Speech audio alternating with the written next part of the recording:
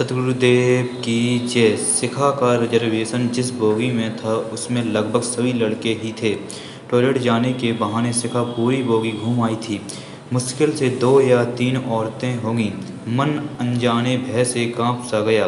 पहली बार अकेली सफ़र कर रही थी, इसलिए पहले से ही घबराई हुई थी।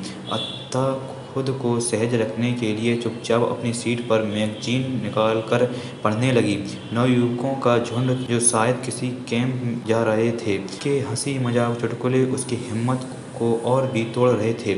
शिखा के भय और घबराहट के बीच अनचाही सी रात धीरे धीरे उतरने लगी। सहस सामने के सीट पर बैठे लड़के ने कहा, हेलो, मैं सचिन। और आप? भय से पेली पड़ चुकी शिप्रा ने कहा, जी मैं। कोई बात नहीं, नाम मत बताइए। वैसे कहाँ जा रही हैं आप? शिखा ने धीरे से कहा, लखनऊ। क्या लखनऊ? वो तो मेरा नानी घर है।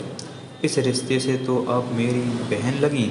खुश होते हुए सचिन ने कहा, और फिर लखनऊ की अनगिनत बातें बताता रहा कि उससे नाना जी काफ़ी नामी व्यक्ति हैं, उसके दोनों मामा सेना के उच्च अधिकारी हैं और ढेरों नई पुरानी बातें। शिखा भी धीरे धीरे सामान हो उसके बातों में रुचि लेती रही।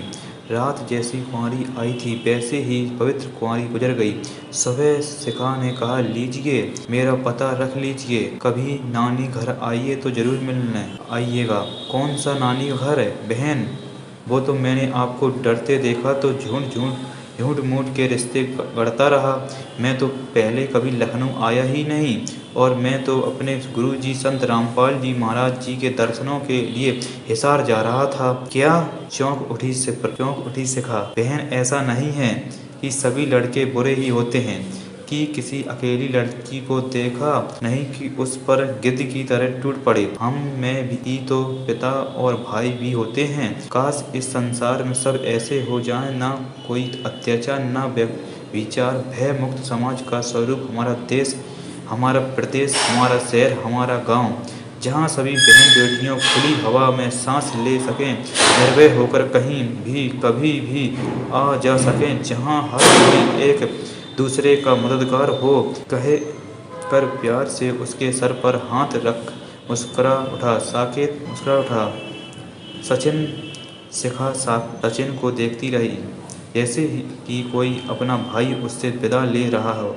शिखा की आंखें गीली हो गईं।